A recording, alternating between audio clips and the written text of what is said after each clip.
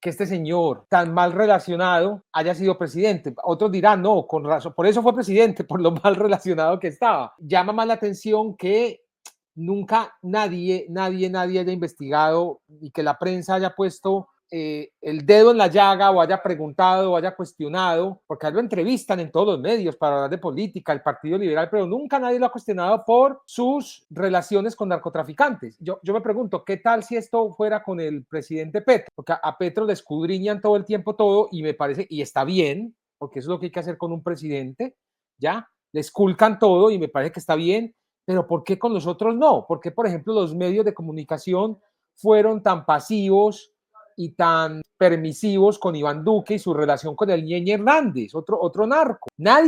Nunca se le preguntó en estos grandes medios por el Ñeñe Hernández. Y así, si vamos a ver, pues Álvaro Uribe tampoco. Son los medios independientes los que han sacado esas relaciones de Álvaro Uribe con narcotraficantes. Y a César Gaviria, pues nadie le pregunta. Este es un narcoestado. Yo siempre he insistido, Colombia es un narcoestado.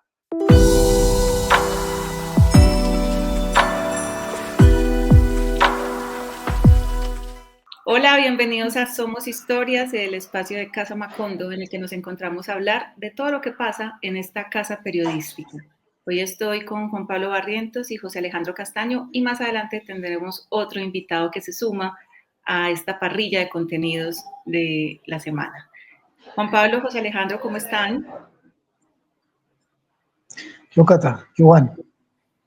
Muy bien, Catalina. ¿Y ustedes cómo están? Todo muy bien y muy pues bien. Ahorita tenía una pequeña sonrisa porque es que leo el titular de nuestra primera historia de la que vamos a conversar y a veces me parece que en este país pasan cosas que uno dice, ¿esto de verdad pasa? Como cuando hacen el meme de imagínate vivir en Suecia y perderte, por ejemplo, perderte que César Gaviria Trujillo, el expresidente, le pidió plata prestada a un narco y no le pagó. Entonces, la ilustración de Leo, que es hermosa porque es la figura de César Gaviria corriendo con la plata y el narco corriendo detrás de él. Así que, o sea, ya en monopolítica César Gaviria había entrado al tablero y les dijo a los que están esperando para entrar, no, un momento, que es que yo traigo otra historia, y entra, avanza en las casillas de monopolítica, ya después de un primer capítulo en el que se habla de una relación con otro narco, con Alcides Arévalo. Ahora entra la historia de que hace 44 años, casi 44 años, en septiembre de 1981, le pidió plata a Antonio Correa y no le pagó. Y entonces el señor narco lo demanda para que le pague. O sea, imagínense vivir en Suecia y perderse esto. Juan Pablo y José Alejandro, cuéntenle a nuestra audiencia, antójenlos de ir a ver en esta monopolítica este capítulo 2 de César Gaviria Trujillo. Una reflexión antes, Cata.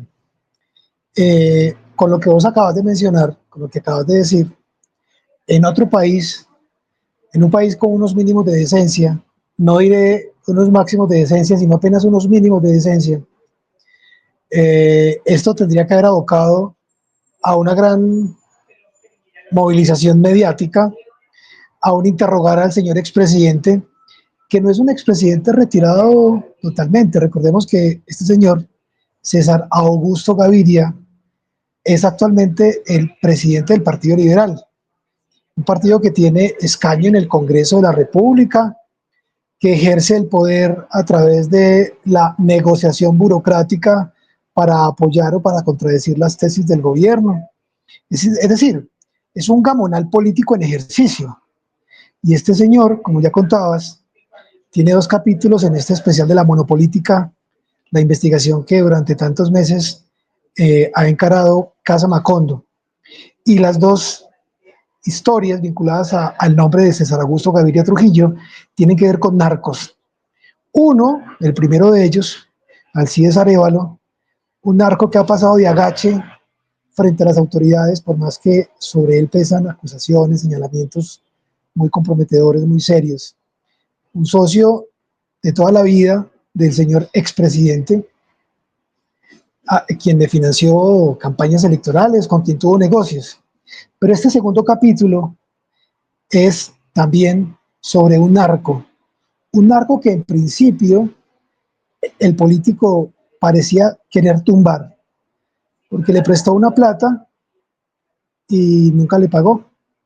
Lo tremendo de esta historia, Cata, es que un narco también en funciones, un narco además con todo lo que entraña ese perfil, un perfil criminal muy peligroso, de un narco que además en su historial delictivo ha estado vinculado con grupos de sicarios. Bueno, este narco prefiere ir a la justicia, tocar la puerta de la justicia, intentar la mediación de la justicia para que César Gaviria le pague. César Gaviria le había firmado una agotando el letra con su conducto número de regular, cédula y con su firma, y que después quería desconocer. usando las vías El legales. narco quiso agotar el conducto regular, no por usando las vías legales, va donde un juez y dice, oiga, por favor que este señor me pague. En aquellos días, César Gaviria era una de esas jóvenes promesas de la política colombiana. A César Gaviria entonces se lo presentaba como una de esas reservas morales del país frente al devenir del futuro. Ese señor, O ese sea, César político, Gaviria ya era un buen muchacho que antes después de se que tropieza con llegara la a ese presidencia lugar. tras el asesinato. Claro, César Gaviria, claro, era un buen muchacho, fungía como uno de las jóvenes promesas del entonces Partido Liberal, que siempre ha pretendido enarbolar las banderas de los jóvenes. Bueno, pues César Gaviria era una suerte de joven entonces, acá entre nos, un joven más bien envejecido desde siempre. Eh, ya había sido viceministro, había sido concejal, había sido parlamentario, es decir, estaba en esas lides del mundo electoral y 10 años después, ¿quién lo iba a imaginar de este impasse con eh, un narco puro, un narco de Pereira? Pereira, la ciudad que es el lugar de origen de César Augusto Gaviria, es también el de estos dos narcotraficantes que han sido bueno, el primero socio comercial y el segundo prestamista. Esa es la historia en detalle de esta segunda entrega de César Augusto Gaviria, con, quedándole mal a un narco por una deuda. Lo que descubrió Juan es que no existen. Bueno, a ver, contemos dos cosas. El juez, el juzgado, declara la obligación del pago de la deuda y embarga una propiedad. Lo que después se sabe es que esa propiedad es de la hermana de César Gaviria, que César Gaviria ya no tenía participación accionaria en ese inmueble y entonces retiran ese embargo de ese inmueble. Todo eso está documentado, es decir, el proceso legal en contra de César Augusto Gaviria, en cabeza del abogado de un narcotraficante, está documentado. Es un caso que por supuesto existió. Ha estado oculto todos estos años, no se conoce, pero lo curioso de todo esto, en realidad no es tan curioso, es que no existen archivos sobre qué pasó con ese proceso. Si al fin César Gaviria fue conminado a pagar la plata y los intereses de la deuda o no, eso no lo sabemos. Habría que preguntárselo.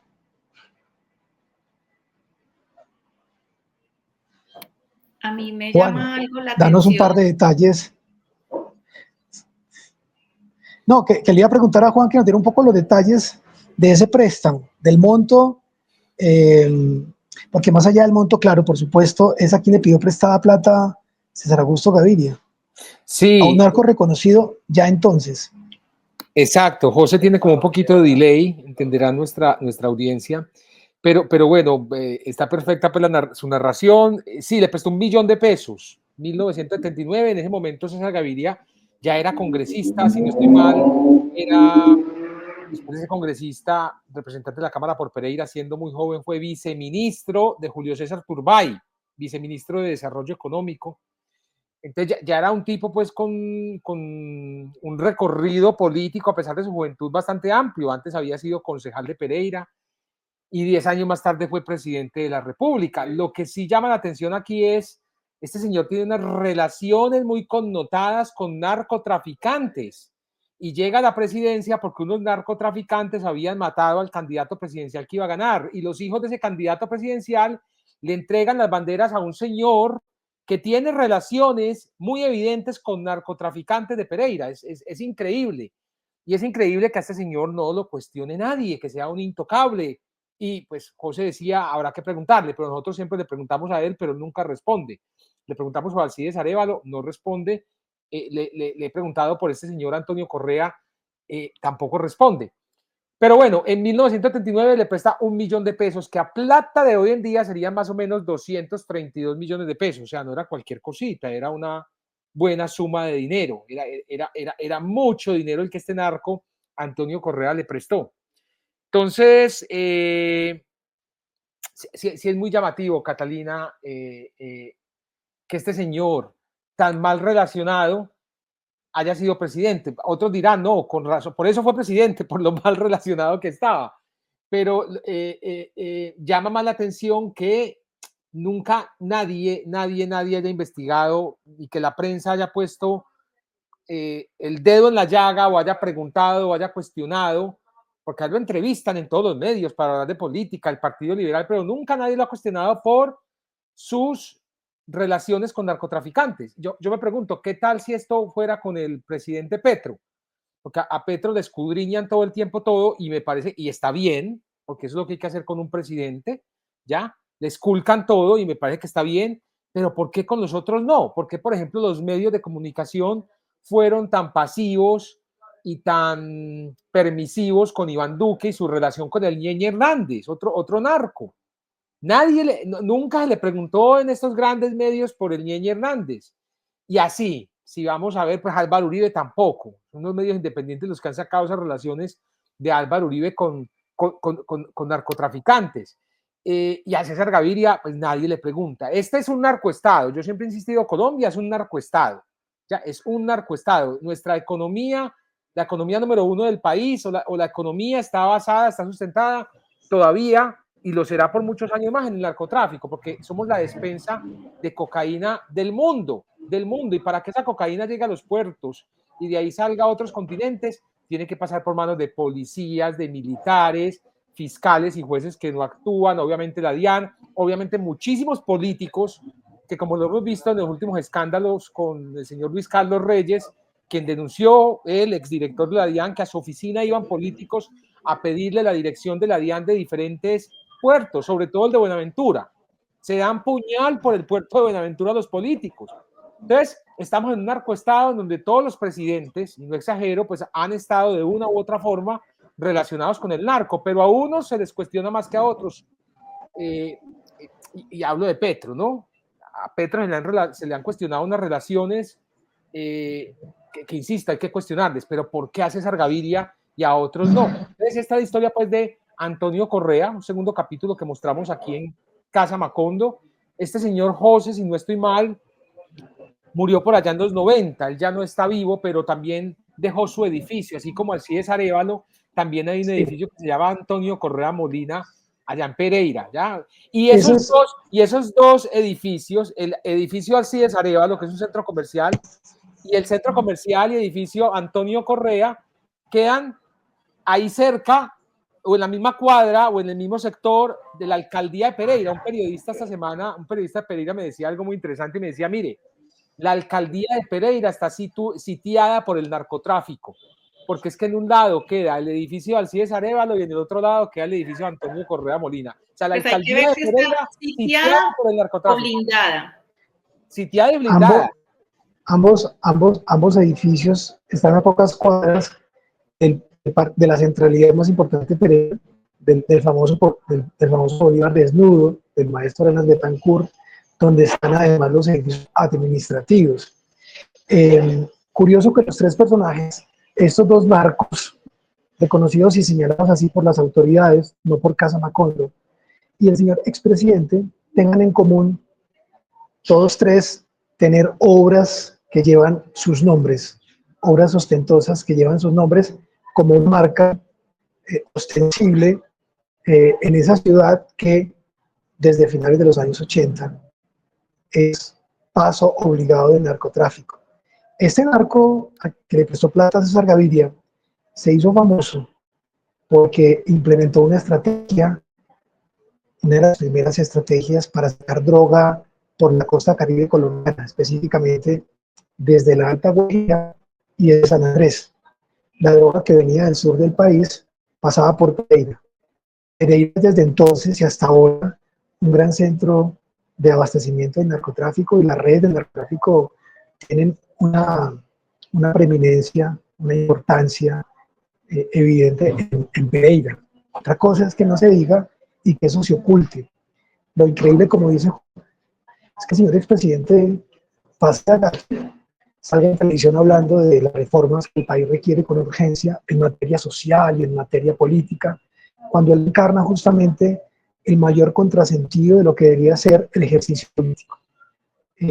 Nosotros le hemos mandado unas preguntas al señor expresidente, indagando por estos asuntos, y él, de manera bastante, que dijéramos, sin vergüenza, en una actitud despreciativa, no nos ha respondido esos cuestionamientos, esas preguntas. La estrategia del señor expresidente Augusto Gaviria es no hablar del tema, no mencionar el tema, hacer como si nosotros no existiéramos, hacer como si Casa Macondo no lo ha interrogado, ya con esta 2 veces, con nombres, con circunstancias, con soporte histórico, con documentos, con direcciones, hacer de cuenta que Casa Macondo no ha publicado nada, no contestar.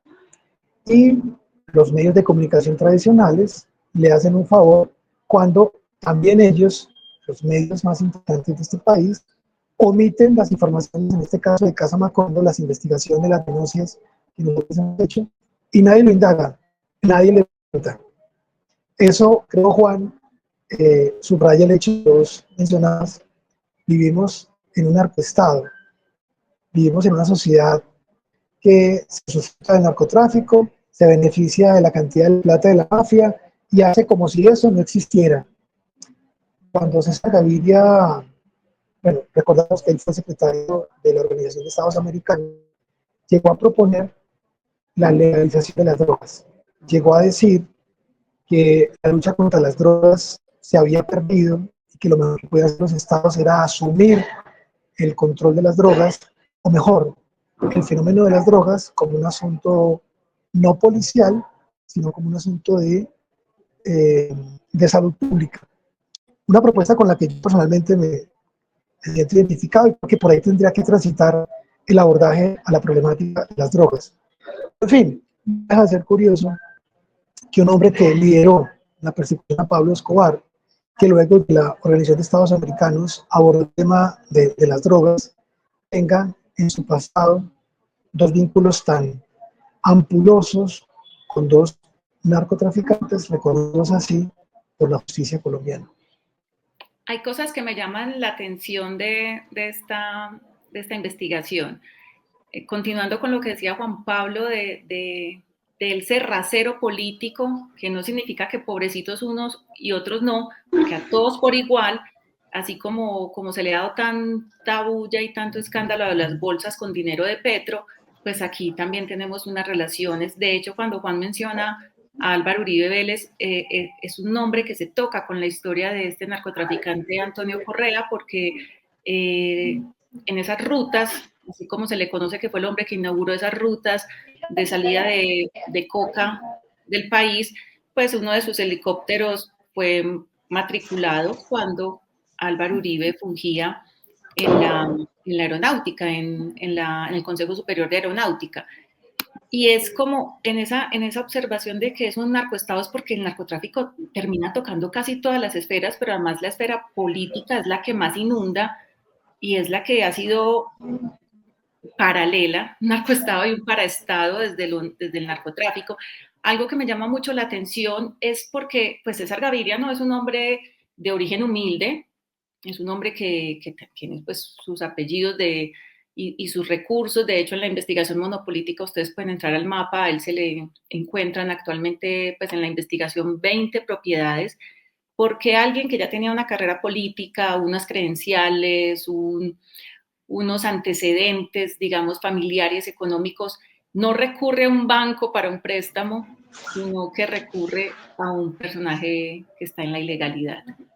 O sea, son cosas que a uno le quedan en la cuestión y que un personaje como César Gaviria, que digamos en redes sociales genera tanto resquemor y la gente le tira duro, la prensa y el mismo aparato judicial e investigativo no ha ido tras él como la misma crítica ciudadana sí lo ha hecho. O sea, termina siendo una figura impoluta, no lo es, pero digamos no tanto impoluta, sino intocable.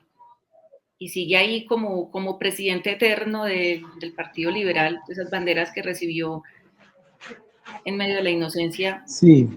de los huérfanos de Galán. Quedan muchas preguntas alrededor y seguirán apareciendo preguntas alrededor de César Gaviria y pues estaremos acá entregándoles cada vez más capítulos de esta monopolítica que pues crece y crece en su tablero con los jugadores y que, como les hemos comentado, ustedes pueden ingresar allí. No solamente está el recurso, el mapa interactivo en el que pueden ver propiedades de presidentes, pues en este caso sería un solo presidente, que el capítulo que está por llegar, expresidentes, ex vicepresidentes, vicepresidenta, ex vicepresidenta y sus parejas o exparejas, como fue en el capítulo previo en el que hablamos de Luz María Zapata, expareja de Germán Vargas Llosa, Vargas Lleras. Ay, no, es que, perdón. Es que a veces se me va la paloma ahí con ese con el Vargas Lleras, que bueno, entró ahí a monopolítica y no hablando así de los muertos. Que...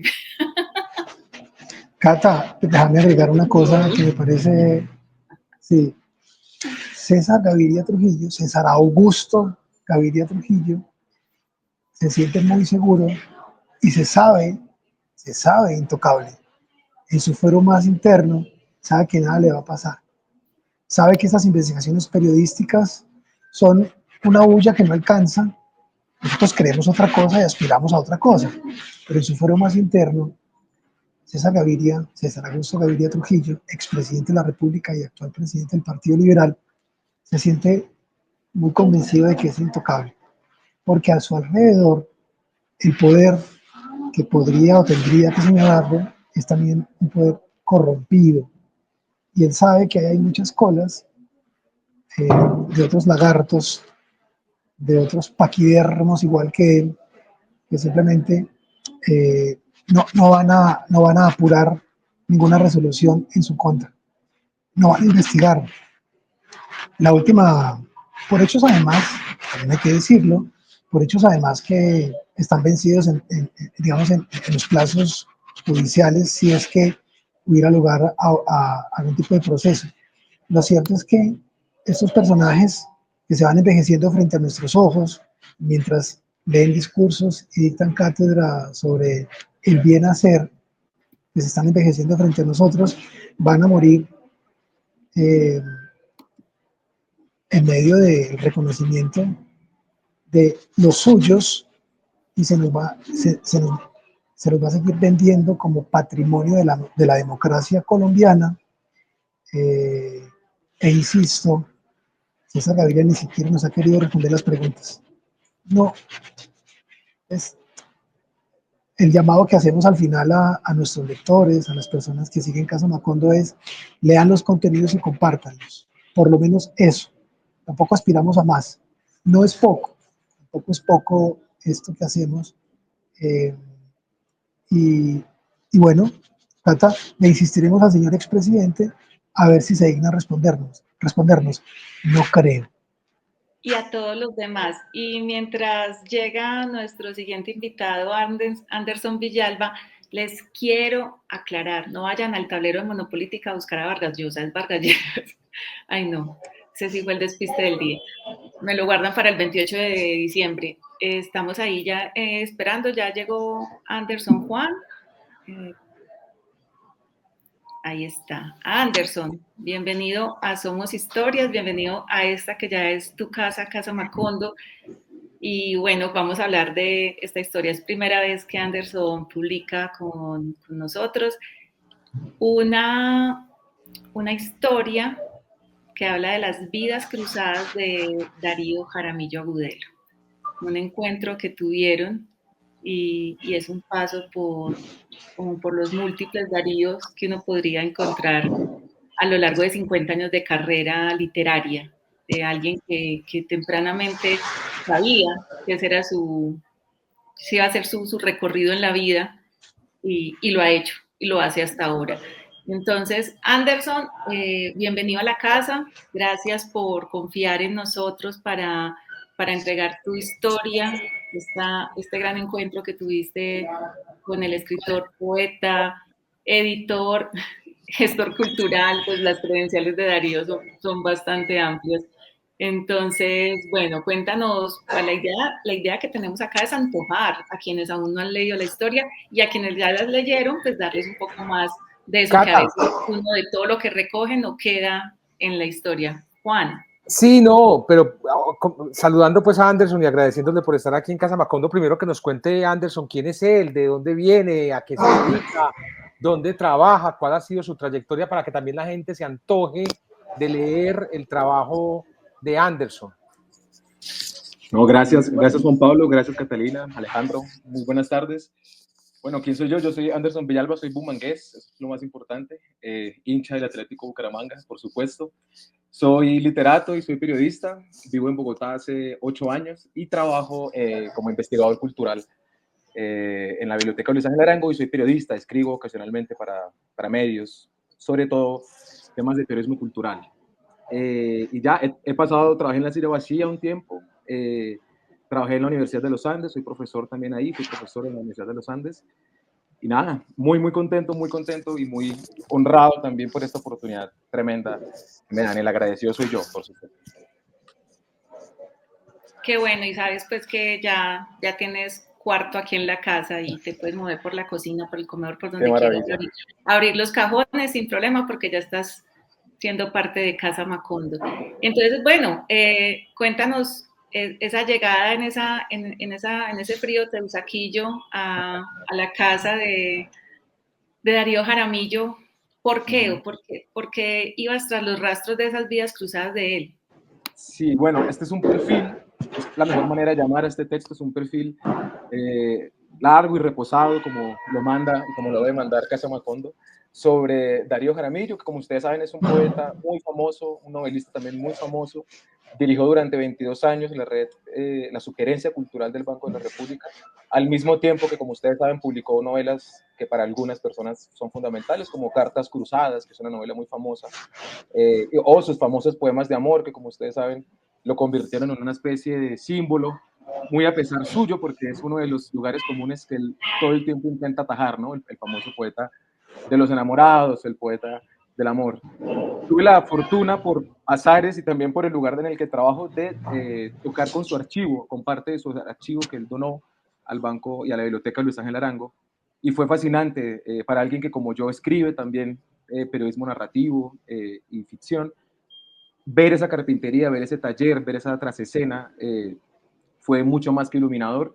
Y empecé, ya lo había leído él, había leído sus novelas en la universidad, había leído sus antologías, por ejemplo, la antología de crónicas latinoamericanas, que es prácticamente canónica ya, y que esa maravilla que tienes en las manos, y que editó Alfaguara en su momento, y que además es una especie de gran película de América Latina, ¿no? Es una buena manera de acercarse a los pliegues de un continente complejo y herido y fascinante, ¿no?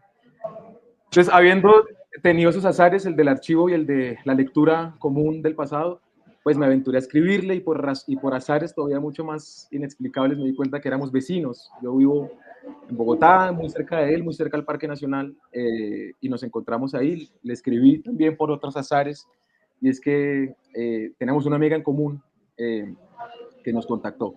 Pude llegar a él y, digamos, estaba muy prevenido por su figura. Hay una especie de lugar común, para seguir hablando del tema, sobre esas diferentes vidas de Darío Jaramillo, ¿no? Está el Darío Jaramillo sugerente, ¿no?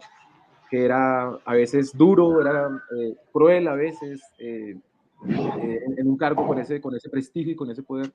pero al mismo tiempo era un tipo muy querido por sus amigos. Esa especie de dualidad y de complejidad de su identidad me parecía fascinante, porque también es un tipo que ha apelado a todo, ha escrito poesía, ensayos, reseñas, novelas, críticas, antologías, etc. Hasta tiene un libro sobre la historia del derecho y sobre la historia económica.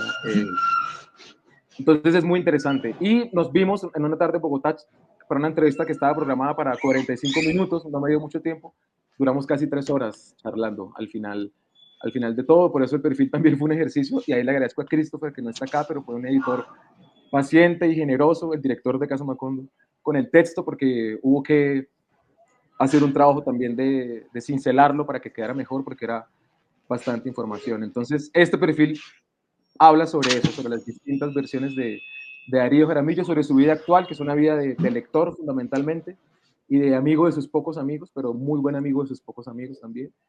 Y de una arista que me parece generosa también, y es la de alguien que a pesar de su prestigio, o precisamente por su prestigio y su experiencia de medio siglo, ahora tiene una beta generosa, ¿no? Es un tipo que recomienda a muchos poetas y lectores jóvenes, cronistas jóvenes también, que edita en editoriales chiquitas, independientes. Acaba de publicar en Yarumo, por ejemplo, una antología de aforismos sobre escritura. Entonces, eso me interesaba. Y también, aprovechando, y ya lo último que digo, la efeméride de que hace 50 años, precisamente, publicó su primer libro, publicó Historias, que es un libro que publicó gracias a Juan Gustavo Cobo Borda, y el perfil también habla de eso, de ese clima en el que se encontraron personas como Cobo Borda, como Mercedes Carranza y como Darío Jaramillo, para hacer una especie de nuevo movimiento poético que en su momento fue muy importante. Hay algo que mencionas ahí en ese recorrido por su vida, y es que Darío es muy perseguido para los videos de YouTube. Eso es fascinante. Cuando estaba pasando por ahí en la lectura, pues me dio risa porque yo tengo un video leyendo un poema de Darío, que además desde el poema yo creo que hasta él lo debe odiar, porque ese poema está en tatuajes, la gente se tatúa las frases del poema, que es el poema 13. Sí. Y hay una parte en la que está hablando con él de la poesía, que él habla de cómo le llega la idea del poema. Y en ese punto recordé el poema 13 porque asocié ese primero está la soledad y el amor si ha de llegar, pues llegará, pero no olvides que primero está la soledad, y lo asocié con ese trabajo del poeta, o sea, está la soledad y si ha de llegar esa inspiración, pues ha de llegar, pero no olvides que siempre estará la soledad, que es como la soledad de ese espacio vacío del escritor mientras puede, porque nunca es un espacio vacío de ideas, sino ya de la materialización del escrito. De todas estas facetas, vidas de Darío, escritor, sugerente, novelista, ensayista, editor, a Anderson, ¿con cuál conversa mejor Anderson? Es fascinante. Hay una beta que también se me olvidó mencionar, y es la del Darío humorista. Es un tipo de un humor pérfido, a veces cruel, y eso también lo respetan sus amigas y sus amigos, ¿no? Es un tipo que sabe reírse y que sabe tener buen humor. No, pues a mí me parece, en el perfil entrevistó, por ejemplo, a Frank Báez y a Manuel Borrás, que es su editor en Pretextos, y él usa una palabra, y es que es un escritor poliédrico, es decir, tiene muchas caras, es un cuerpo de muchísimas caras, y pareciera que todas sus caras funcionan bien. A mí me da un poco esa sensación. Uno puede estar en desacuerdo o no con algunas de sus novelas, unas les pueden parecer mejores que otras, pero no hay duda de que es un escritor consistente, sereno también, muy consciente de lo que hace con el lenguaje.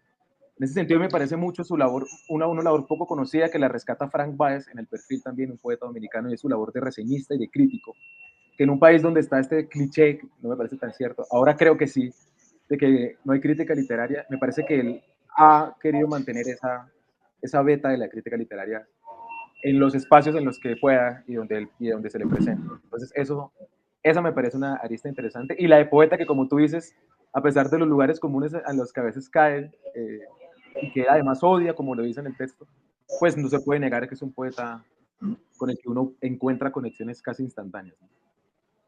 Sí, yo recuerdo una columna de Héctor Abad, Facio Lindsay, tras la publicación de Noticia de un secuestro de García Márquez, en la que le señalaba algunas inconsistencias y algunos errores. Y García Márquez decía que en Colombia quedaba demostrado, no había críticos literarios, sino, si acaso, correctores. Exacto. Yo tengo la fortuna de que un texto mío, La cárcel del amor, está en esa antología hecha por Darío Jaramillo sobre la crónica latinoamericana. Y te quería preguntar, a mí me parece un señor muy admirable en su trabajo. Lo que hace me parece, lo que mencionabas de esa capacidad para caminar por escribir en tantos formatos. ¿Cómo crees que él ha resuelto esta capacidad? Mencionabas también que fue subgerente cultural del Banco de la República y eso parece un cargo que impide la escritura, una escritura como la tuya, que ha transitado por tantos formatos. ¿Cómo al final logra resolver eso? ¿Cómo hizo? ¿Cuál es el recurso en términos del manejo del tiempo? Sí, sí. Esa es una de las cosas más interesantes sobre Darío porque por lo menos enseña mucho a desacralizar el oficio de la escritura, ¿no? Él, a diferencia, por ejemplo, piensa en un Vargas Llosa, ahora que aprovechando el chascarrillo, ¿no? Que tenía una disciplina flaubertiana y él casi que era un oficinista de la ficción, para usar una frase de Ricardo Silva, ¿no? De 8 a 12, de 12 a 6 prácticamente. Darío dice que no, que él sí cree mucho en esta suerte, vamos a usar el lugar común de inspiración o de rapto, como es una palabra que él usa, ¿no? Y él también cree que la literatura en un país como Colombia debe acompañarse de lo que él llama oficios estables, ¿no? Por eso fue. Y es muy interesante porque él escribía, llegaba el viernes de su trabajo en la biblioteca de Luis Ángel Arango, él vivió mucho tiempo en Residencias Tequendama, porque pensaba además que no se iba a quedar mucho tiempo en el cargo y se quedó 22 años. Y del viernes al domingo no salía, no contestaba llamadas, se dedicaba a escribir, era su hora sagrada y para él además sus horas felices. Y encontró una rutina en la que una vez se cerraba la labor del banco, digamos el viernes, el resto era escritura, ni siquiera entre semanas, salvo lecturas o pequeñas anotaciones, según me contó, la escritura fuerte estaba ahí, y por eso, como si uno ve la cronología, son textos demorados, digamos, hay novelas de 8 años para él que se demoran, ¿no? Además son novelas voluminosas como Cartas Cruzadas o como Panacea, que la acaba de publicar, que es más corta, pero duró 10 años en un cajón, ¿no? Y él es un tipo además con una conciencia del lenguaje a veces feroz consigo misma, entonces dura muchísimo corrigiendo, muchísimo editando sus textos también, entonces para responder específicamente a tu pregunta, sí encontró un ritmo en el que dialoga su trabajo, que además era un trabajo que se le parecía, ¿no? Trabajaba entre bibliotecas y entre colecciones, y eso también da una cierta atmósfera, pero era sobre todo el fin de semana cuando ese trabajo quedaba cancelado, además.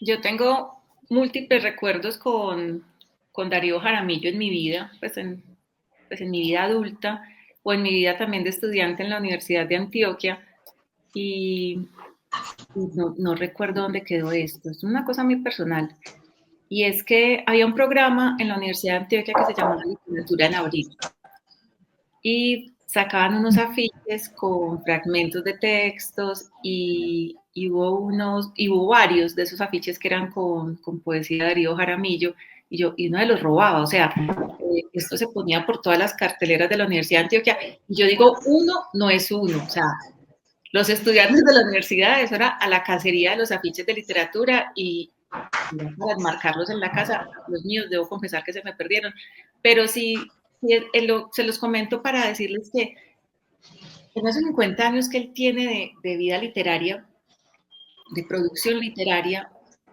ha acompañado a muchas generaciones, no solamente de quienes tenemos que ver con esta área de la vida literaria o de la edición de los libros o del periodismo, sino de muchas más. Y creo que eso es gracias a ambientes como, por ejemplo, la Universidad de Antioquia, que como alma mater logra acoger entre lo literario, lo artístico, el teatro y la música, a muchas otras áreas.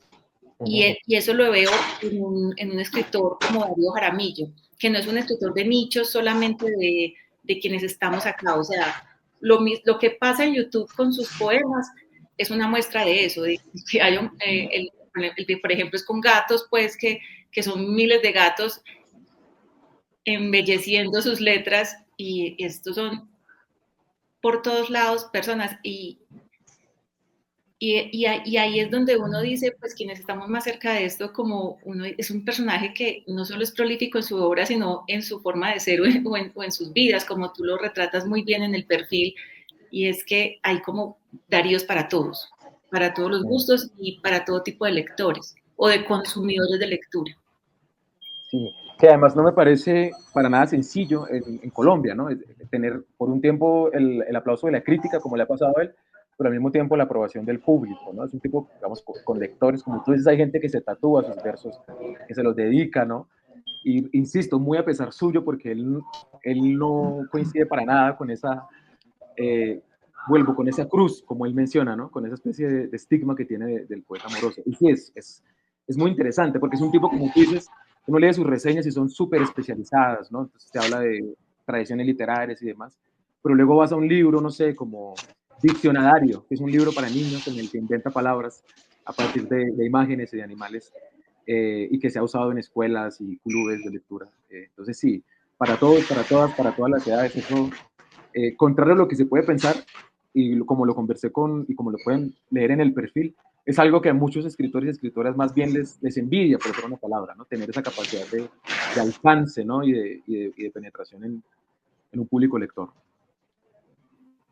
Sí, de hecho, pues hay varios ejemplos de escritores así que abarcan grupos disímiles de lectores, por ejemplo, como Carolina Sanín, que hace novelas, ensayo, tiene novela erótica, pero tiene libros para niños y tiene sus clubes o sus talleres de escritura. O sea, es como una forma de abarcar que creo que no es una tarea fácil, y a quienes se les da, pues qué bueno contar con personas que pueden enriquecer y agrandar este universo de las formas de acercarse a la literatura y a los libros. Anderson, pues nosotros felices de que estés en Casa Macondo, y de verdad nos gustaría que siguieras pasándote por acá, dormitando en nuestra casa, preparando tus recetas literarias aquí con nosotros en la casa. Ya sabes que cuando quieras, un placer, un gusto leerte, qué bueno. Muchísimas gracias. Además, yo sí te quería preguntar, es cómo llegaste, o sea, porque tú tienes un recorrido ya en los medios, te fogueas, pues estás fogueado totalmente, y nosotros somos el medio de comunicación independiente más nuevo de este país. ¿Por qué nos eliges? Hago la pregunta no desde un lugar de ego, como de que nos infles el ego, pero sí del honor que nos da que nos escriban haciéndonos propuestas. Obviamente están los correos ahí, hacemos un filtro editorial, pero es delicioso que nos busquen para estar en la casa. Cuéntanos por qué nos eliges. No, pues yo creo que el futuro del periodismo está sobre todo en estas plataformas, en los periodismos independientes, pero sobre todo porque creo mucho, bueno, también porque conozco, pues yo, los que somos periodistas y nos gusta el periodismo, pues conocemos el trabajo, por ejemplo, de Alejandro, de Juan Pablo, que es una especie de superhéroe del periodismo investigativo para los que estudiamos periodismo en algún momento. Pero sobre todo porque yo creo mucho en la premisa de la casa, y es apelar a un periodismo lento, ¿no? Que espere cuando el fuego pase y más bien pise luego el humo y la ceniza, para ver qué quedó después del desastre o de la gloria, de la virtud, de lo que sea. Yo creo en eso, y creo que contrario a lo que se cree, hay gente que quiere leer historias, que quiere leer historias reposadas, bien hechas, rigurosas, cuidadas, curadas, como tú dices. Y por eso, y porque es un honor también, las firmas de Casa Macondo son algunas de las cuales además yo admiro un montón. Para mí el honor es, sobre todo para mí, yo soy el agradecido. Más bien yo soy el que te devuelvo las gracias y la pelota del agradecimiento. Antes, muchísimas gracias. Muchas gracias, Anderson. Y aquí está Anderson, y yo quisiera agregar algo más, y es que el texto de Anderson está muy bien escrito, es un texto muy cuidado, es un texto... Gracias. Es muy deleitoso de leer, y creo que le hace justicia a la pretensión de abordar a un gran escritor. Eso no es fácil. Yo realmente disfruté mucho la lectura del texto. además porque recabas en detalles que están llenos de intimidad y de eso, de escritura. Pues se le Muchísimas metió gracias. la casa. El que habla es José Alejandro Castaño, porque no lo veo por ningún lado, Sí. se le desapareció la cámara. Sí. Esa voz es él. En donde ustedes ven el recuadro morado, sí, ese es José Alejandro. No, Imagínenlo, por favor. es una voz por allá. Pero sí, sí, Anderson se metió hasta las entrañas de verdad de Darío Jaramillo, porque hasta la casa se le entró. Entonces, así es el periodismo, y el periodismo es terco y mete la cabeza. Y lo que decías de pasar por el fuego y si caen las cenizas, o de la purificación que hace el fuego, porque el fuego también tiene una representación de que decanta, y en los procesos de purificación con fuego, pues sale ese material, el oro, o sea, la fabricación de una pieza de oro, todo va por la fundición. Entonces, Anderson, pues qué rico que estás en Casa Macondo, y esperamos por acá cuando quieras. Ya sabes que ni siquiera es mandando el correo porque ya está el WhatsApp, entonces. Bueno, nos seguiremos escribiendo y leyendo entonces. Muchas gracias por estar. Gracias, Anderson. Chao. Juan Pablo, chao, Alejandro, chao, Caterina, que estén bien. Gracias. Y bueno, mientras nuestra bolita sigue girando para sacar a José Alejandro de por allá donde lo tiene la conexión hoy, vamos a pasar al siguiente y último tema de este Somos Historias. Es la historia del periodista Álvaro William López Osa. Una entrevista también que de Pereira. O sea, empezamos con Pereira y ahora vamos con Pereira otra vez. Alguien dirá que estamos enamorados de Pereira, ¿no? Precisamente de toda esa calentura que hemos hablado de Pereira, pues, y estos espacios que no son seguros de miles maneras, pues está la historia de Álvaro William López Osa. Juan Pablo Barrientos lo entrevista porque el periodista, hice muchos istas ahí, pero yo suelo editarme incluso cuando estoy hablando. Él dice que hay una persecución judicial contra él, hay un plan para silenciarlo.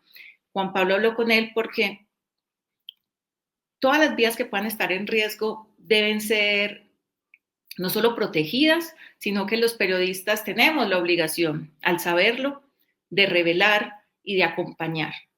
Y es una parte de el colegaje, no es solamente las felicitaciones cuando llegan los premios, sino el acompañamiento cuando muchos periodistas que están en zonas complicadas, que están allá en lo más olvidado, donde no tenemos las grandes presencias ni del Estado ni de los medios de comunicación, que a veces son reporteros que lo único que tienen es un micrófono y una grabadora, un computador para enviar una señal, un video, están muy solos. Entonces, háblanos, Juan, de la historia de Álvaro William, qué le pasa y por qué dice que tiene una persecución judicial. ¿Por qué pasa de ser quien denuncia a ser el señalado? Bueno, don Álvaro William López Sosa es un periodista de Pereira que tiene dos medios de comunicación, El Expreso y Último Minuto Pereira, dos medios digitales además muy exitosos. Y es un periodista con el que yo hablo todas las semanas, porque es un señor que le gusta pisar callos, que le gusta investigar el poder, que manda derechos de petición, que pone tutelas, que está todo el tiempo metido en el SECOP buscando contratación, y que todo lo que dice y hace en sus medios de comunicación tiene soporte documental. Él saca sus columnas de opinión o él saca sus investigaciones, para todo él tiene un soporte documental, o sea, él no se basa en rumores, en me contaron, no, es un señor que ejerce el periodismo con mucha altura y que es muy serio en lo que hace. Yo por eso lo llamo a él, porque pues cuando tengo que preguntarle por algo de Pereira, él siempre es mi fuente, él también me llama a mí para hacerme una que otra consulta, y estamos en comunicación constante. Y últimamente pues se metió en un problema grande por investigar a ASOMUR, que es la Asociación de Municipios de Risaralda, que es prácticamente, palabras más, palabras menos, es un contratadero. Es un contratadero que armaron los alcaldes de 10 municipios, los alcaldes entre 2016 y 2019, armaron ASOMUR, venga a ver, una asociación de municipios. ¿Para qué? Para contratar, para facilitar la contratación, para que la contratación sea más fácil, para que la contratación sea a dedo. Uno de esos alcaldes, entre 2016 y 2019, es hoy en día congresista, se llama Aníbal Hoyos Franco. Él fue alcalde de Belén de Umbría y hoy es representante a la Cámara por el Partido Liberal. Álvaro William encontró que este señor junto a otros alcaldes, seguía figurando en las actas de Asomur, actas de Cámara de Comercio, en las actas de la DIAN, ¿ya? En las actas de creación de esta asociación, mucho después de que este señor salió de la alcaldía. Él fue alcalde entre 2016 y 2019, pero entre 2020, 2021, 2022, Asomur seguía contratando con alcaldías, presentando documentación en las que Aníbal Hoyos Franco aparecía como representante o como miembro de Asomur. A él le llamó eso mucho la atención. Él dijo, oiga, aquí puede haber una inhabilidad y puede haber un conflicto de interés, tal como lo que le ocurrió a Antanas Mockus, que siendo congresista o antes de ser congresista o mientras era congresista, pues también hacía parte de una asociación y ahí había pues un claro conflicto de interés y por eso Antanas Mockus perdió la curul, lo sacan del Senado. Álvaro Williams se preguntó lo mismo, venga, este es un caso absolutamente similar.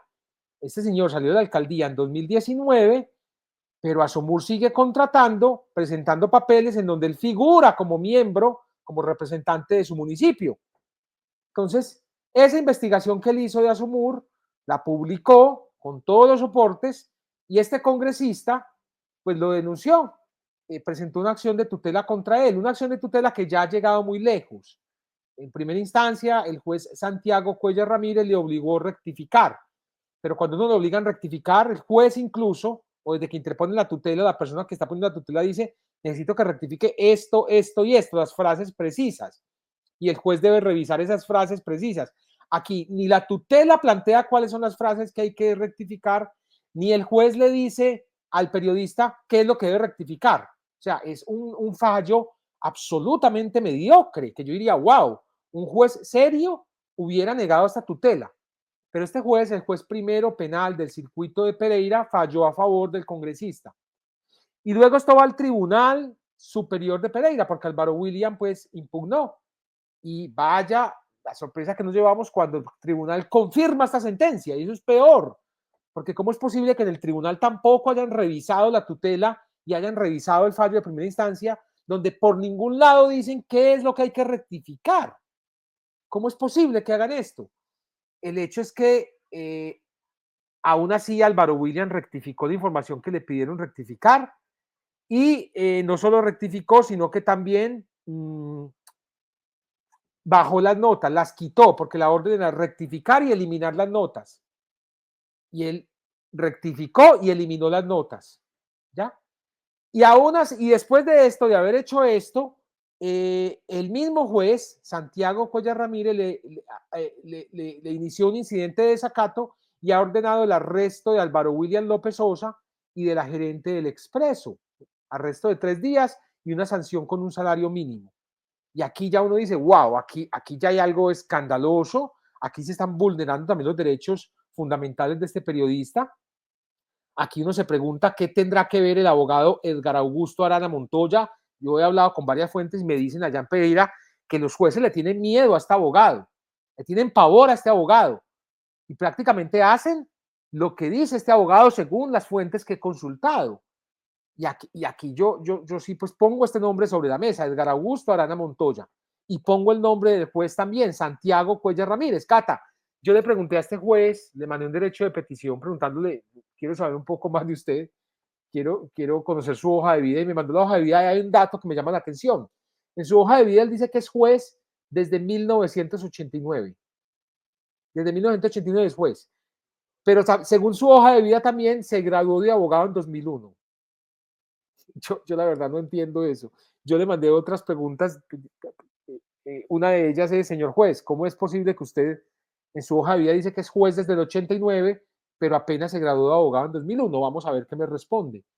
Pero sí hay muchas irregularidades en este trámite de tutela y ahora con este incidente de desacato, con esta orden de arresto contra Álvaro William, a pesar de que ya rectificó, porque pues las órdenes de los jueces, así no nos gusten, pues tenemos que cumplirlas, ¿ya? Y uno puede cuestionar la orden de un juez, pero tiene que cumplirla.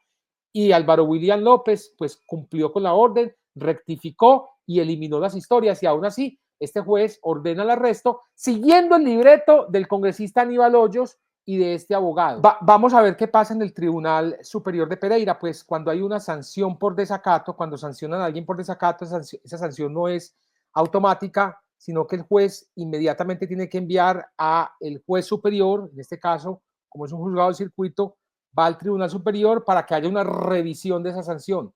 Entonces vamos a ver qué dice el Tribunal Superior de Pereira, pero pues este tribunal incluso ya había confirmado la sentencia en primera instancia, pero ojalá caigan en cuenta de lo descabellada que es esta decisión de sancionar pues a Álvaro William López Sosa por esta investigación que, repito, es una investigación muy documentada.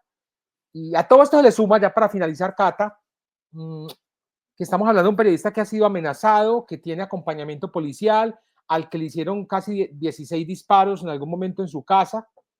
Lo han amenazado de muerte 3 veces.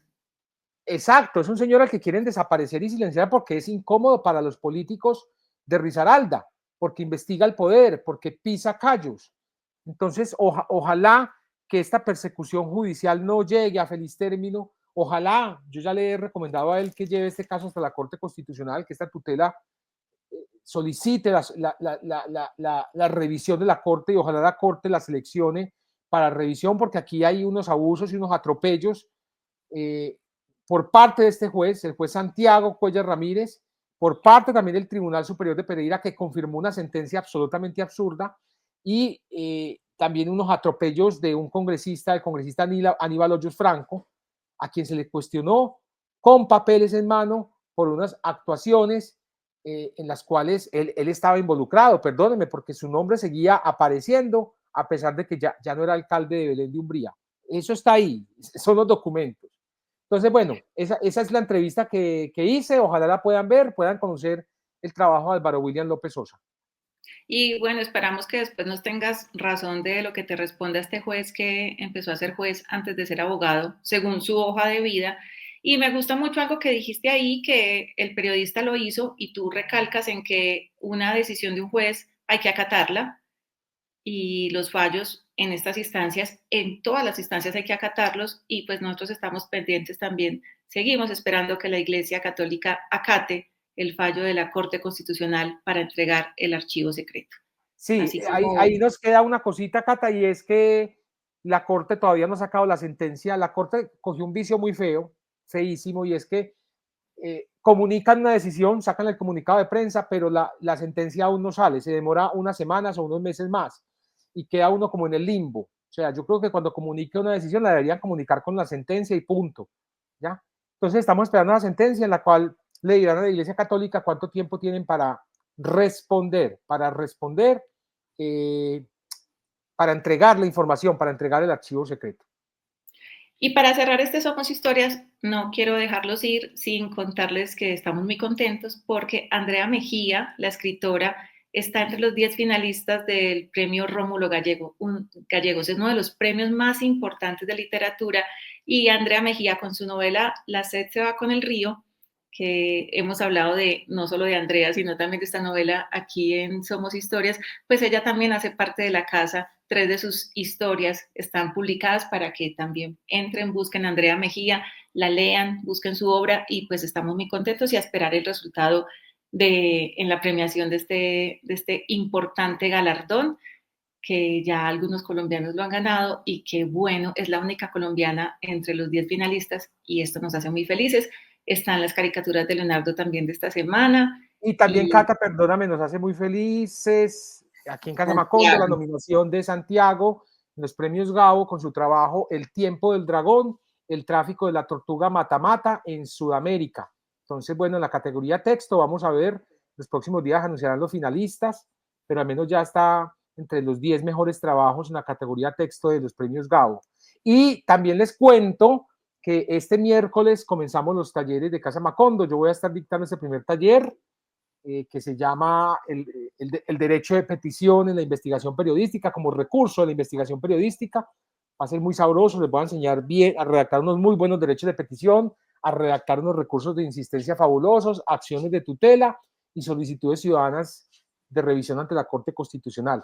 Así que si quieren participar, escríbanos a talleres@casamacondo.co. Es una forma también de apoyarnos, vale 150,000 pesos el taller, será todos los miércoles de 6 a 8 de la noche, virtual, así que ahí estaremos, no se lo pierdan.